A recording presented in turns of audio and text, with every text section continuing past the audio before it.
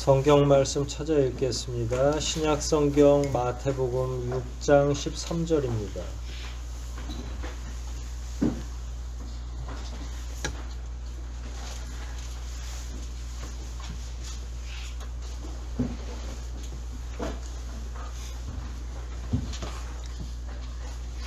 마태복음 6장 13절입니다.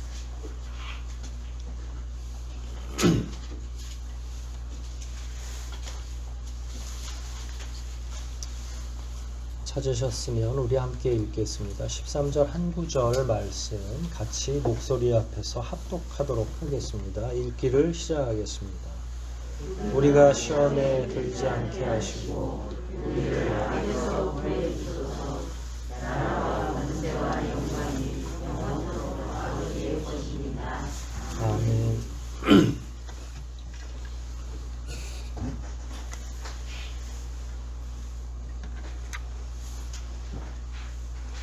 주기도문은 어떤 기도일까요?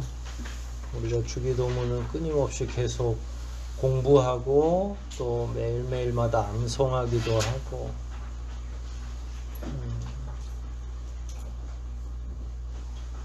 주기도문은 어떤 기도일까? 무엇을 드러내고 있을까?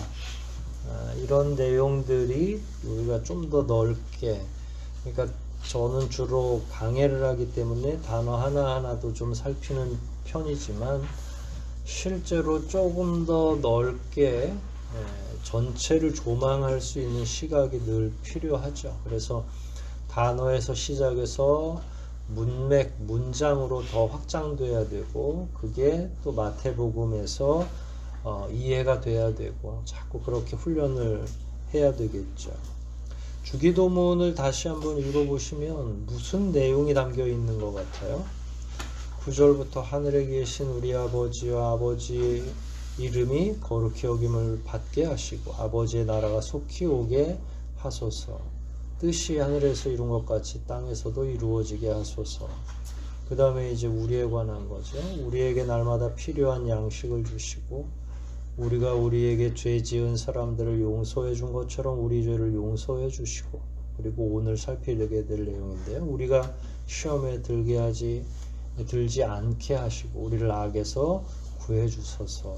나라와 권세와 영광이 아버지께 영원토록 아버지의 것입니다. 어떤 내용이에요? 다시 읽고 또 읽어도 크게 보면 하나님 관련된 거, 우리 관련된 거 이렇게 좀 나눌 수 있죠. 그런데 사실은 신학적인 방식으로 보면 굳이 뭐 하나님의 것을 우리가 하나님 나라에 대한 속한 것을 기도할 필요는 없어요. 왜냐하면 하나님은 신학적인 용어로 보면 자충족 하시는 분이에요. 자가 발전이 가능하셔서 뭘 우리가 기도해야 되고 뭐 하고 하는 건 아니죠. 근데 왜 기도에 넣어 놓은 줄 아세요? 우리가 그의 아들이 됐잖아요. 그의 자녀가 됐죠. 그러면 뭐라도 해야 되잖아요. 그러니까 하나님이 우리에게 하나님 나라라고 하는 위대하고 거대한 그 꿈을 그냥 개그로서 아는 게 아니라, 나그네로서 아는 게 아니라 실제로 깊이 알고 우리가 그 나라의 아버지, 왕의 자녀니까 그래도 뭐라도 좀 해야 되잖아요. 그게 뭐 대단히 나라를 위해서는 큰 도움은 안 되지만 하나님께서 누구에게 기회를 주려고 그런 기도를 넣은 것 같아요? 우리에게 그래도 소속감을 주려면 그래 나도 그의 나라를 위해 기도해야지. 그의 뜻이 이루어지기를 열심히 간구해야지. 기도 안 해도 다 된다고요. 그런데 기도하도록 한 건 하나님이 저와 여러분들을 초대해 놓고 예 편히 노세요 그리고 하나님 딴 데 가 계시는 게 아니라 너희들이 다 나의 자녀고 나라의 구성원이니까 내가 다 해도 되지만 너희들이 같이 하는 게 의미가 있는 거다라고 생각하시면 딱 알맞습니다. 그러니까 여기에 위대한 기도들이 있죠. 그의 나라가 임하게 하기를 원하는 건 뭐 그건 정말로 제일 큰 기도예요. 항상 제가 말하지만 그 나라와 그 의를 위하여라고 하는 게 우리로서는 감당이 안 되는, 그렇지만 그렇게 하도록 요청받았을 때 우리의 값어치가 올라가는 거죠. 형편없는 아무런 존재도 가치도 별로 증명할 길이 없고 우리의 직업이래 봐야 뭐 뻔하잖아요. 그러면 그걸로 빛을 낼 수는 없는데 하나님이 가장 위대한 일에 우리를 초대해 주신 거예요. 하나님이 다 말씀으로 하셔도 될 만한 일들을. 그러니까 우리는 그 일을 할 때마다 으쓱할 수 있죠. 내가 하나님 나라의 큰 일에 일조하고 있다. 기도하고 있다. 그걸 돕기 위해서 전도도 하고 교육도 받고 교회를 같이 운영하기도 하고. 이게 무슨 말씀인지는 아마 다 아실 거예요. 그러니까 우리의 힘을 굳이 안 빌리셔도 되는데 아버지께서 거기까지 세밀하신 거죠. 그냥 구했어. 십자가로 구원했어. 이렇게 하고 끝나는 게 아니라 그래 너희들이 진짜 내 자녀니까 그럼 그 나라를 위해서 한번 기도해보렴. 그 몫은 너희들이 좀 감당해봐. 이렇게 우리에게 기회를 주신 거죠. 그거 말고 다른 한 축이 또 있죠. 먹는 문제 나왔었죠. 11절에. 12절에는요. 무슨 문제예요? 죄의 문제. 13절은요. 시험과 악의 문제. 그런데 죄의 문제도 있고요. 시험에 들지 않게 하는 유혹의 문제도 있고요. 악의 문제도 있어요. 그리고 먹는 문제도 있고요. 그러면 지금 요렇게 놓고 보면 우리는 어떤 존재라는 거예요? 먹을 것만 놓고 보면 배고픈 존재예요. 근데 우리가 만일 해결할 수 있으면 우리가 기도할 필요가 없죠. 근데 해결을 못하니까 우리에게 일용할 양식을 주시면 좋겠습니다. 해결할 수 없으니까. 그 다음 문제로 뭐예요? 죄를 용서해 주십시오. 죄도 우리가 알아서 해결할 수 있으면 기도할 필요가 없죠. 그 다음에 시험에 들지 않게. 아니 그거 뭐 좀 잘 할 수 있겠지. 시험인데 시험을 통과할 수도 있겠지 했는데 통과하기 어려워요. 그리고 시험의 문제. 그리고 오늘은 또 뭔 문제예요? 악에서 문제. 아이고 이게 뭐 갈수록 태산이네요. 주기도문은 함축해서 놓고 보면 인간의 연약함을 드러내주는 기도인 거예요. 기도가 가지고 있는 의미가 그거예요. 기도를 왜 하느냐? 내가 알아서 다 하면 되죠. 기도는 대화라고 보통 우리가 표현하지만 어린 자녀들이 목소리를 바꿔서 평소에는 되게 틱틱거리다가 돈이 좀 필요하면 목소리도 바꾸고 엄마 이렇게 부르죠. 톤도 달라져요. 그거 왜 그래요? 엄마를 왜 불러요? 돈이 필요하니까. 도움이 필요하니까 그런 방식으로 부르는 거예요. 원래 아무것도 자기가 필요하지 않으면 엄마를 불러요, 안 불러요? 얼마나 삶이 바쁜지. 대통령은 뉴스에라도 나오니까 뉴스 통해서라도 대통령 얼굴은 보지만 자식 새끼 얼굴은 봐요, 못 봐요? 왜냐면 자기가 다 바쁘니까. 근데 언제 부모에게 요청해요? 부족할 때, 뭔가 필요할 때, 연약해질 때 엄마를 부르는 거예요. 하나님과 우리 사이는 어때요? 여러분들이 잘 될 때 많이 부릅니까? 쪼그라들기 시작할 때 새벽에 다 나옵니까? 전 그러잖아요. 새벽기도 이렇게 하고 있으면 무슨 일이 있으신가? 전 양반이 왜 갑자기 나왔지? 이렇게 되는 거예요. 간구할 게 좀 더 많아질 때. 그건 연약하다는 거죠. 먹는 문제, 입는 문제 다 우리 힘만으로는 이 세상을 살아가는 것조차도 힘에 부칠 때. 그래서 하나님은 기도의 통로를 열어주신 거예요. 그런데 그때마다 매번 중언부언하니까 좀 정리 좀 했으면 좋겠어. 기도의 내용을. 그래서 주님이 뭐라고 기도를 가르친 거예요? 그 나라와 그 의를 위하는 기도 한 덩어리, 그 다음에 우리의 욕구, 필요를 요청하는 기도 한 덩어리, 그래서 먹는 거는 일용할 양식에는 그럼 입는 건 빠진 것 같아요? 아니죠. 의식주가 그 안에 다 포함된 거예요. 우리에게 일용할 양식을 주옵시고 신발도 주시고 옷도 주시고 이러면 번잡해지잖아요. 일용할 양식 안에 뭐가 포함된 거예요? 먹고 사는 일 모두 의식주가 다. 아니 먹는 거는 엄청나게 뭐 후원을 받기도 하고 배부른데 신을 신발이 없어. 그리고 신발도 따로 구해야 되잖아요. 그러니까 강론하지 말고 그냥 하나님 앞에 일용할 양식을 주옵시고 하면 우리 의식주를 다 하나님께 기대는 거죠. 그럼 하나님은 너는 먹는 것만 빵만 구했으니까 내가 빵만 주겠어 이랬어요? 40년 동안 의복이 헤어지지 않고 신발이 헤어지지 않았잖아요. 사는 곳은 천막으로 다 정리가 돼 있고 만나와 메추라기만 주신 게 아니라 입고 걸을 수 있는 거, 거처할 수 있는 가정 다 주셨잖아요.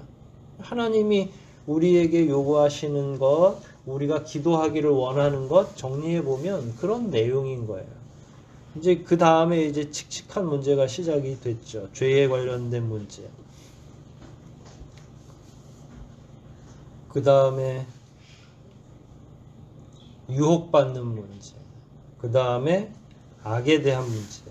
이건 뭘 의미하는 거예요? 왜 비슷한 걸 3번이나 넣었을까요?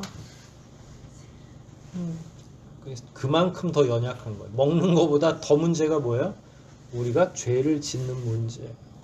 그러니까 죄와 악 앞에서 인생들이 얼마나 취약한지 그 문제가 매우 지금 중요하게 다루어지고 있다. 주기도문은 인생의 연약함을 담고 있다고 말씀을 드렸잖아요. 그 중에 먹는 문제도 중요하지만 그거보다 더 연약한 부분은 뭐예요? 죄, 악, 유혹받는 문제. 예전에는 이런 게 잘 안 보였는데 이렇게 보면 아니 이거를 진짜로 3단으로 이렇게나 다루셨구나 라는 거죠. 그러면 그만큼 우리가 맞서야 될 상황이 녹록하지가 않다는 거예요. 특히 죄악과 관련해서는. 그러니까 우리가 죄악을 이기는 게 뭐 이렇게 주사위 놀이 정도 해가지고 이길 수 있는 문제 같으면 당연히 기도에 넣어놓지도 않고 조금 어려우면 하나만 넣어놨겠죠. 그런데 3번이나 비슷한 류를 그 유형을 넣어놨다고 하는 건 인생이 맞서야 할 현실이 그만큼 죄와 악에 연결되어 있고 잘못 선택을 하게 되면 거기에서 큰 화로 넘어가기 때문에 그렇다라는 거예요. 근데 죄, 악, 유혹 이런 것들을 어떻게 구별할 수 있죠? 악이 뭐예요? 죄는 뭐예요? 아니 뭐 그게 그거죠. 뭐 사실은 다 거긴 거겠죠. 그래도 이렇게 단어를 달리해서 구별을 해 놓으신 거 보면 개념이나 그걸 규정하는 규모가 좀 다를 수도 있죠. 제일 큰 건 악이에요. 하나님은 의롭고 선하신 분. 그 대칭에 누가 있어요? 마귀가 있죠. 그는 악한 거예요. 근데 거기서 파생된 게 죄죠. 사실은. 악이라고 하는 하나의 거대한 세력이라고 생각하시면 돼요. 거기서 파생되는 거, 유혹을 받아서 파생되는 게 뭐라고요? 죄라고. 근데 죄는 이름 붙어 있기도 해요. 뭐 국가에서도 마찬가지죠. 무슨 법도 있고 민사소송법도 있고 해서 우리 개개인 간에 그것도 죄고 뭐 아무튼 판사 앞에 가면 알아서 다 판단해 줘요. 그러면 무죄가 아닌 이상은 어떻게 해서든지 뭐 요만큼이라도 죄가 있는 거고 그 죄의 대가를 받아야 되는 거죠. 근데 눈에 보이지 않는 죄도 있죠. 어떤 거죠? 미워하는 거, 음욕을 품는 거. 주님이 오셔서 죄의 개념도 넓혀 놓으신 거예요. 그 전에는 눈에 안 보이면 대제사장 아니라 대제사장 할아버지가 판단해도 드러나지 않았으니까 아직까지는 마음속에 있는 걸 어떻게 읽겠어요. 그런데 주님이 오시면서 마음을 읽기 시작하신 거예요. 이분이. 왜 아니겠어요. 그래서 이렇게 지적을 하는 거죠. 네 마음에 있는 그 음욕을 깨트리지 않으면 다음에 어디로 가요? 죄로 갈 것이다. 반드시. 그러니까 이 안에도 들어있는 의식을 가지고 짓는 죄까지도 다 죄에 포함되어 있는 거죠. 그 다음에 이제 유혹의 개념, 시험의 개념도 배웠죠. 죄로 넘어가기 직전인데 이건 방치하면 어떻게 돼요? 이제 악이 죄가 되는 거예요.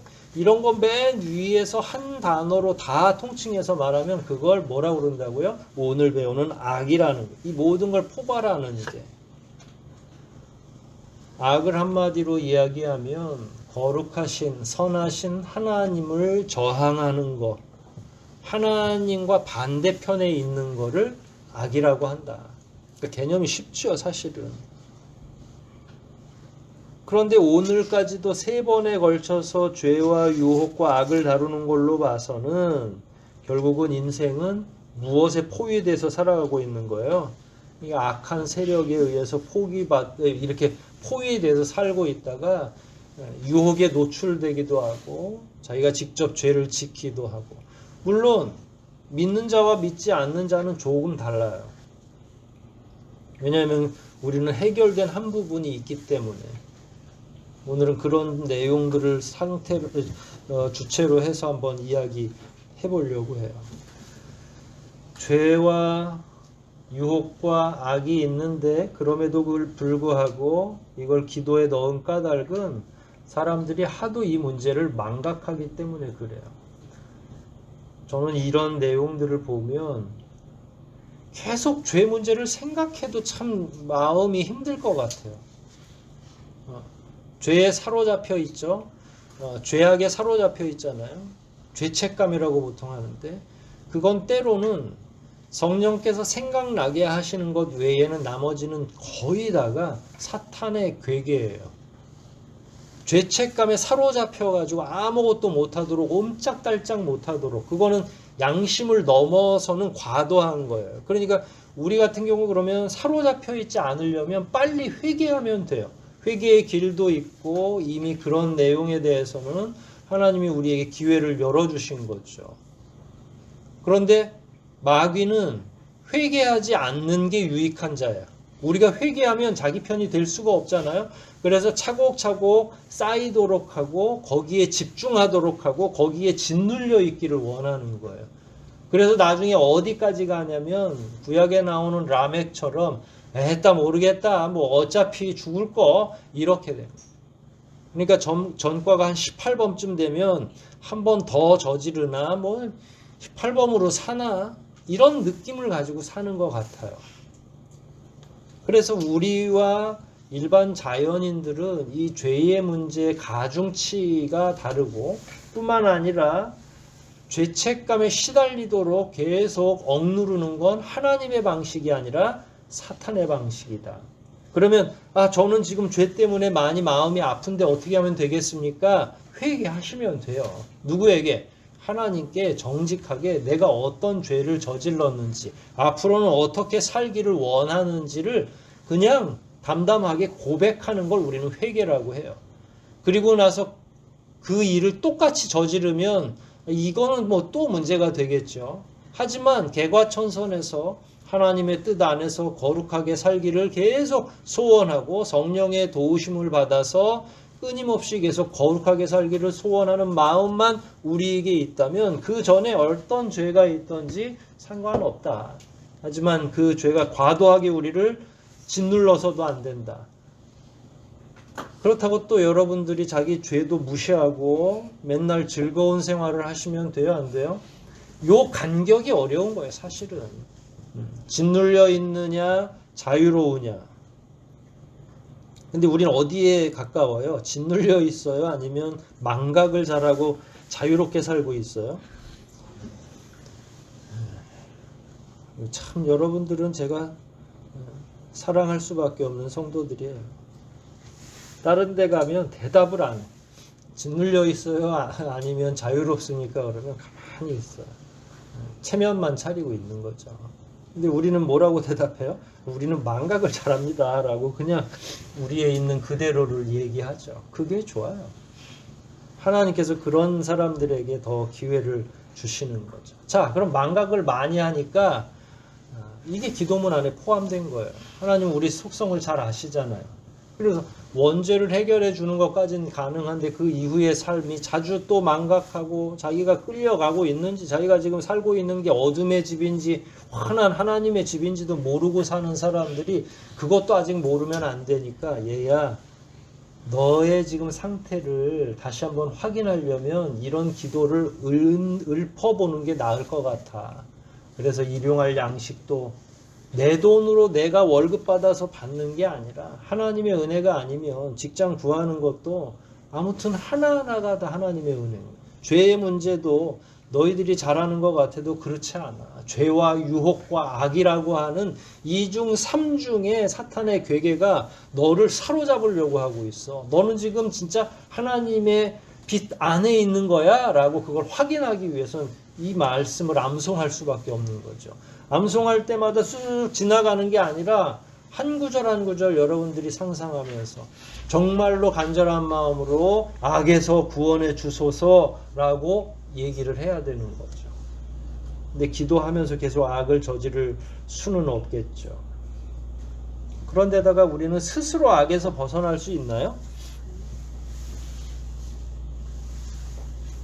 악에서 자기가 떠벅떠벅 걸어서 나갈 수 있어요? 없어요? 악에 취약하고 원래 악에 속해 있죠. 제가 가인의 예를 참 많이 들죠. 지난번에도 죄의 유혹이 있으니까 너는 그것을 다스려라 하나님이 경고했잖아요. 그런데 어디로 달려간 거예요? 살인을 하고 자기의 결정으로 죄에 속하고 악에 속해 있음을 여실히 보여준 거죠. 그러니까 원죄가 해결이 안 되면 그 부분에 있어서 끊임없이 악을 향해서 달려가도록 되어 있어요. 성경을 한 구절 찾아볼게요. 요한복음 8장 44절이에요. 신약성경 요한이 지은 책 8장 44절. 마태복음이니까 뒤로 가면 요자가 딱 나오네요. 8장 44절 찾으셨습니까? 이 종이가 얇아서 막 2장씩 넘겨줘요. 급하게 찾으면 찾아지지가 않아. 읽어보니까 이 성경 찾으셨어요? 네, 찾으셨군요. 너희는 너희 아비인 읽어볼게요. 시작. 너희는 너희 아비인 마귀의 자식이고 너희 아비가 원하는 것을 하고 싶어한다. 그는 처음부터 전사였다. 그에게는 진리가 없으므로 그가 진리의 편에 서 있단다. 그는 거짓말을 하다가 자기 구성을 드러낸다. 그것은 그가 거짓말쟁이며 거짓의 사람이기 때문이다. 이거 유대인들에게 했던 거예요. 그러니까 원래는 선택받은 민족인데 예수님이 유대인들에게 이야기하신 거죠. 이게 우리는 더 이 말씀이 맞는 거죠. 자기 이름을 붙여가지고 앞부분만 읽어보세요. 누구는 네 아비인 마귀의 자식이므로. 여러분들은 아버지가 누구였어요 원래? 우리는 십자가 보혈로 구원받았기 때문에 이건 과거형은 괜찮아요. 그렇죠? 원래 우리는 누구에게로부터 태어난 거예요? 마귀의 자식이었던 거예요. 그 원죄가 해결되지 않는 한은 마귀의 자식이니까 어디를 계속 향해서 가도록 되어 있는 거예요? 악을 향해서 갈 수밖에 없는 존재들이다. 그러니까 하나님께서 아무리 설득하고 해도 그 원죄가 이 안에서 계속 반항하도록 만드는 거예요. 그런데 믿는 자들은, 구원받은 자들은 그래도 설교 시간이나 누가 야단을 치면 뜨끔하죠. 그렇구나, 내가 잘못했구나. 무슨 말씀인지 아시겠죠? 그런데 마음이 강팍한 자들, 아직 원죄 해결이 안 된 자들은 전도 집회하고 막 해서 여기 앉혀놔도 알아들어요? 못 알아들어요? 아니, 그러면 나가면서 뭐라고 그래요? 집에 가면서 엄마한테? 아니, 왜 나한테 죄인이라고 그러냐고. 왜 교회만 오면 자꾸 죄인 그런 기분 나쁘다고, 내가 무슨 죄를 저질렀냐고. 대화가 안 통하는 거죠. 하나님이 보시는 건 아주 정확하시잖아요. 이제 그거를 또 설명하기가 어려우니까 아유, 걔는 목사님이 그냥 하시는 소리야. 나중에 다 알게 돼. 나중까지 나오질 않으니 뭐. 여러분 우리의 원래 소속은 어디였어요? 원래 소속은 마귀였죠. 악의 근원이에요. 오늘 8장 44절은 나중에 또 읽어보세요. 거기에 보면 인류의 역사, 죄의 역사가 어떻게 이루어졌는지에 대한 해석이 나온 거예요. 우리는 원래 거짓말을 장이의 자녀로 태어났으니까 누구를 쫓아요? 거짓말장이 아버지를 쫓는 거예요. 만약에 우리가 하나님의 자녀이면 이게 원래 진리가 너희를 자유케 하리라 라는 본문부터 쭉 나온 말씀이에요. 진리는 누구예요? 하나님이시죠. 그러니까 하나님께 속해 있으면 진리에 속해 있을 거고 진리만 행동하도록 되어 있는데 마귀에 속해 있으니까 각자 자기 아버지를 따르도록 되어 있다는 거예요. 그러니까 유대인들을 보니까 예수님이 오셔서 보니까 이건 순 마귀들 짓만 하고 있는 거잖아요. 서로 미워하고 갈등이 있고 또 탐욕스럽고 욕심을 자제하지 않고 욕심을 드러내놓고 사는 걸 자랑처럼 여기기도 하고. 참 이게 2000년 전에 주신 말씀인데도 오늘날에도 똑같지 않나요? 연속극 보시면 알잖아요. 우리는 이제 그야말로 소시민이기 때문에 악을 행하더라도 조그만 거 가지고 우리는 종종거리는데 스케일이 크신 분들은 악도 커요. 하나님께서 우리를 향해서 가지고 계신 그 뜻에 비추어 보면 참 구원받기 어려운 족속들이 있는 거죠. 근데 내용과는 크게 다르지 않다. 예전이나 지금이나 악한 자들은. 오늘의 내용은 그 어떤 주기도문의 어떤 내용보다 중요하죠. 왜냐하면 죽느냐 사느냐의 문제니까. 여기서 자칫 잘못하고 망각하는 순간 우리는 어디로 가게 돼 있어요? 악으로 예전 아버지 따라서 가는 거죠. 그럼 악에서 구원해 달라고 하는 건 이건 정말로 절체절명에 도와달라는 소리여야 되는 거예요. 하나님, 이 가련한 정말로 딱 중간에서 오락가락하는 나의 영혼을 좀 구원해 주십시오 라는 기도란 말이에요. 여러분들이 자신 있으시면 안 해도 되는데 내 영적인 정체성의 혼란을 느끼고 뭔가 하나님 앞에서 죄책감이 생기기도 하고 제대로 살고 있는 것 같지 않다고 하면 이게 문제인 거예요. 사실은 다른 게 문제가 아니라. 그럼 구원받기 위해서는 어떻게 해야 돼요? 우리는 재간이 없으니까 요청을 드린 거잖아요. 그럼 하나님이 구원하시기 위해서는 뭘 해야 돼요? 구원자는 이 세상에서 딱 한 분밖에 없죠. 하나님 한 분이에요. 삼위일체 하나님 한 분만이 우리의 악에서의 구원을 위해서 힘쓰실 수 있죠.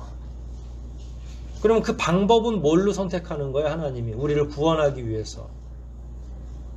원죄의 문제를 해결하기 위해서는 누가 뭘 짊어져야 돼요?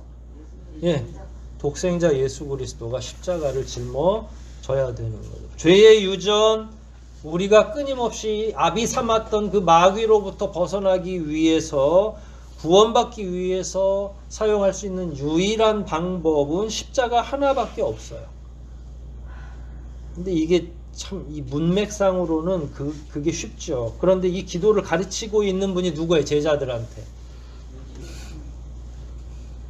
예수님이잖아요. 그럼 예수님이 제자들한테 악에서 구원하소서라고 기도해라 라면 그러면 누구를 이게 하나님께 이게 제자들은 아직 철이 없으니까 몰라. 우리는 지금 알고 얘기하는 거라서 괜찮은데 제자들은 기도할 때 뜻도 몰라. 그러니까 자기 어미 팔아서 자기들이 잘 먹고 잘 살아야 되는 거예요. 효녀 심청이가 임당수에 몸을 던져야 누구 눈이 떠지는 거예요. 예수 그리스도가 십자가에 못 박혀야 누구의 죄가 사해지는 거예요? 우리 12제자. 그러니까 철없는 12제자. 우리는 철이 조금 들었으니까 그렇게 기도하진 않겠지만 철없는 12제자가 처음에 이 기도를 듣고서 기도했다고 생각해 보세요. 그 속은 이런 거죠. 하나님 아버지, 우리 주님을 십자가에 못 박으셔서 우리의 죄를 구원해 주세요 라고 기도한 거라고. 신학적인 내용을 풀자면. 그럼에도 불구하고 저와 여러분에게 가책이 없다면, 악을 계속 짓는다고 하면 이건 누구를 계속 십자가에 못 박는 일이에요? 예수 그리스도를 십자가에 못 박는 일인 거죠. 그러니까 주님은 참으로 놀랍고 담대한 분이죠. 내가 그 길을 갈 건데 너희들이 그 길을 가도록 또 하나님께 촉구하도록 알려주고 있는 거고, 자기가 그 십자가를 지고 물 한 방울 남김없이 다 쏟아야만 원죄가, 사람이 가지고 있는 그 죄의 문제가 해결의 실마리가 보이는 거잖아요. 그걸 가르치고 있는 예수님이나 멋모르고 있는 제자들이나 2000년이 지나도 똑같이 죄를 짓고 있는 우리들이나 참 거기서 거긴 거죠. 모든 원죄의 문제, 또 원래 속해 있는 악에서 구원할 수 있는 유일한 방법은 다른 게 없어요. 십자가의 보혈만이 우리 해결책인 거죠. 그리고 말씀드린 것처럼 당시의 제자들은 몰랐겠지만 가르치시는 주님은 이 내용을 알고 가르치셨잖아요. 주님이 왜 오신 거예요? 한마디로 요약하면 뭘 짊어지시려고 오신 거예요? 십자가. 아니, 소풍 온 게 아니잖아요. 그거 몇 명 죽은 사람 살리려고 오신 게 아니잖아요. 만백성을 다 살리려고 오신 거잖아요. 그러니까 주님은 알고서도 이 기도를 가르치고 있는 거죠. 결국은 이 안에, 이 기도 한 문장 안에는 우리의 연약함도 있고 하나님의 자비도 있고 예수 그리스도의 십자가 보혈도 있고, 악에서 구원하소서라는 게 그냥 말로 이렇게 한번 하고서 그래 알았어 그리고 쑥 잡아당기는 그게 아니라 예수 그리스도의 십자가를 필요로 하는 그 안에 그 내용이 다 포함되어 있는 기도를 한 문장으로 함축해 놓은 거예요. 그럼 외울 때 어떻게 외워야 되겠어요? 남의 집 아저씨한테 뭐 돈 꾸듯이 할 겁니까? 그게 아니죠. 정성을 들여서 주님, 우리의 삶이 지금 현재도, 원죄에서는 구원받았지만 우리의 삶도 지금 여전히 만만치 않으니까 주님 정말로 우리를 악에서 구원해 주소서. 여러분, 원죄가 해결되면 더 이상 이 기도는 필요 없을까요? 십자가는 원래 원죄를 깨트리고 우리를 하나님의 양자가 되게 하는 가장 시작점에 불과해요. 아시겠죠? 그럼 그 다음에는 어때요? 그 다음에 이제는 우리는 이 기도가 더 필요 없는 건가요? 그렇지 않죠. 왜 그러냐면 구원에는 여러 차원이 있기 때문에 그래요. 마귀의 아버지인 마귀에게서 우리를 일단 빼오는 구원이 필요한 거예요. 그러면 그 대가를 지불하고 사람을 꺼내와야 되잖아요. 보석금이라는 게 있잖아요. 감옥에서 끌어올 때도. 그게 대가예요. 돈 없으면 어떻게 해요? 그 대가를 거기서 계속 치러야 돼요. 근데 대가가 없으면 우리는 계속 누구에게 장악되어 있어야 돼요. 우리 아버지인 마귀에게 잡혀 있어요. 그러면 이제 이 영혼은 영원히 죽을 수밖에 없는 거예요. 자비하신 하나님께서 우리를 구출하기로 작정하신 거죠. 그래서 그 값을 치러줘야 돼. 근데 대신 누구도 치를 수가 없는 거예요. 인간이 인간 대신 불가능해요. 그래서 아버지도 아들 위해서 대신 뭘 할 수가 없어. 아들의 구원은 또 누가 자기가 해야 되는 거예요. 자기가 예수 그리스도께 간절히 구해야 되는 거죠. 엄마의 기도가 아무리 위대하다 하더라도 아들을 죄악에서 이쪽으로 옮겨놓질 못해요. 십자가만이 그 일을 할 수 있는 거니까. 그게 이제 원죄에서의 구원이에요. 그럼 원죄의 구원 받았으면 이제는 우리는 악하고는 전혀 상관없어요? 그게 아니죠. 옛날 아버지 습성이 남아 있어요, 없어요? 거기서 배웠던 게 있어요, 없어요? 뭐만 보면 자꾸 욕심이 생기고. 근데 그 욕심이 끝이 있습니까? 욕심의 끝이 없잖아요. 그래서 눈으로도 범죄하고 마음으로도 범죄하고 실제로 손으로도 범죄하고. 아니, 막 덩어리가 돼 있는 거죠. 그러니까 우리는 하나님의 양자가 되고 원죄가 깨트려져 있을 뿐이지 완전한 성화의 구원을 이루고 살지는 못해요. 주웅들도 죽을 때까지 선을 외치면서 목탁 두들기고 하는데 우리야말로 비슷합니다. 사실은 원죄의 문제 해결했다고 다 끝나는 게 아니라 삶에서도 죄의 문제가 여전히 우리를 괴롭히고 있는 거죠. 여러분의 마음은 어떻습니까? 늘 행복하고 즐겁고 하나님 나라에 둥둥 떠 있는 것 같아요? 어떻습니까? 일상에서는 어때요? 이제 이런 문제들이 실제로 이 기도가 우리에게 필요하다는 걸 증명하는 거죠. 일상에서도 하나님의 자녀로서 거룩하게 사는 삶이 필요한 거죠. 성령의 열매를 맺는 삶. 성경에서는 끊임없이 이런 내용들을 반복적으로 우리에게 알려주고 있는 거죠. 근데 예수님이 한 번 십자가를 졌지 매번 우리가 죄를 질 때마다 또 지고 이거는 아니잖아요. 그래서 그 다음에는 무슨 필요가 있어요? 성령이 이 일을 가능케 하시는 거죠. 우리 마음 속에 악을 도려내고 가능하면 거룩한 것이 자리하도록 그걸 누가 도와줘요? 또 이제 성령께서 도와주시는 거죠. 원죄도 내 힘으로 안 되죠. 그 다음에 자기 삶 자체를 유지하는 것도 내 힘으로 안 돼요. 그래서 악에서 구원하소서 이 이야기는 원죄에 쌓여있는 자들은 일단 내 죄를 해결해 주십시오. 나의 사는 곳이 이젠 하나님 나라였으면 좋겠습니다. 그때는 이제 예수님이 등장하시는 거고.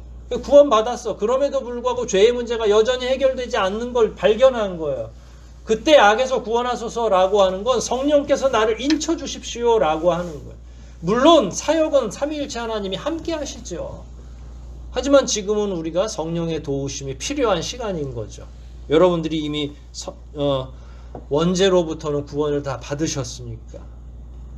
그럼에도 불구하고 되돌아보면 여전히 부족하고 어리석고 보혈공로로 이루어진 구원이 있음에도 불구하고 우리는 여전히 성령의 도우심이 필요한 존재들이죠. 그래서 이 기도가 필요한 겁니다.